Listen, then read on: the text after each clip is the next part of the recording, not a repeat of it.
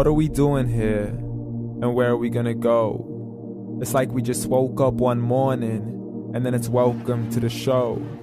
Don't ask any questions, just go with the flow. Make as much money as you can and try your best not to get broke.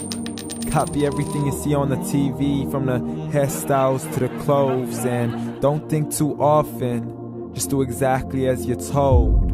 And if you ever get confused, then just turn towards the alcohol. You'll still hear your thoughts, then just turn up the radio as you learn to live a lifestyle of drugs, sex, and rock and roll. But in all honesty, I just need to know, is there more to the cycle than growing and getting old? Living and dying just to leave behind a happy home and a whole lot of property that somebody else is going to own. I just really need to know before the casket's closed, 'cause I'm not willing to gamble with my soul, nor am I ready to take any chances. These are just simple life questions and I'm just searching for some answers. Like, what are we doing here? And what is our purpose? How did we get here, and who made us so perfect? And what happens once we go, or is this world all really worth it? Questions we don't answer because apparently we don't really have to. There's no purpose to this life and our existence is merely natural. Then in that case, please let me ask you, did you create yourself, or was it somebody else who had fashioned you? 'Cause you're a being that's impeccable, faultless and unparalleled. You're a product of supreme intelligence and I'm merely being rational.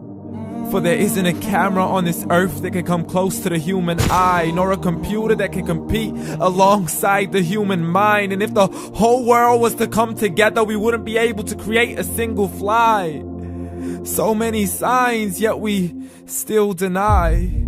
As science tries to justify that all this could come from none, when it's a simple sum. 0 plus 0 plus 0 cannot possibly ever give you 1. So from where did all this order come? For everything has its origins, a maker, a creator of its own. I mean, the only reason you're watching this video is because somebody had to press upload. So we can believe in the Big Bang, but I'd rather believe in He who caused it to explode. Allah, the creator of everything along with every single soul. The ever-living, the master, the only one who is in control. Unlike his creation, beyond our imagination. And no, he's not a man, nor does he have any partners in association. He's on his own. And no, he did not ever leave us alone. Just like every manufacturer, he left us with an instruction manual. The Quran and Islam, and I'm sorry to jump to conclusions, but it's the only one possible. The only definition of God is the one and only supreme being. It's logical. A book with 0 contradictions, with miracles that are both scientific and historical, all revealed over 1400 years ago. Like the detailed description of the human embryo. The descriptions of the human embryo in the Quran cannot be based on scientific knowledge in the 7th century. To the mountains as pegs holding firm the earth below, and the 2 seas that don't mix in a complete separate flow. To the planets in orbit, alternating night and day as they stay in flow. The expansion of the universe and the creation of everything from H2O.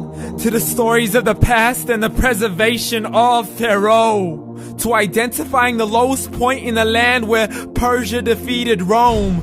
The gushing fluid that created man in the glands between the ribs and the backbone. And not a word has changed, it's still the same. So please explain how all this was known over 1400 years ago. To a man who couldn't read or write, as he would recite whatever the angels spoke. And if you still don't believe, please try to come up with something that's even close. But you can't, so we took God as a mockery and his messengers as a joke. Muhammad could not read or write. How's somebody who can't read or write gonna start a religion? Dismissed his scriptures as legends and tales of the ancient folk, as we live life according to our whims, desires, and hopes. saying this life is the only home we will ever know. We will live then die, then simply turn to bones. YOLO! Correction, after the grass dies, the rain arrives and it regrows, and Allah promises to do the same thing to your very soul and bring you back from your very fingertips to your toes, as the all-seeing supreme being watches us so close, and we are surely being tested in our wealth, our health, and our self, and everything that we've been blessed with. So believe, for we will surely be resurrected and be brought back to our Lord and account for every single deed, as He hands us our books and orders us to read. From the bad to the good and everything in between. You yourself are sufficient for your own accountability, so don't be mad at me. You are the one who thought He wouldn't come back to me. I gave you a whole life long to search after me, but you were busy in all that which was temporary. So read, and glad tidings to all those who believed. And if you disbelieve, read. And don't let that day be the first day you find out what your life really means. Read.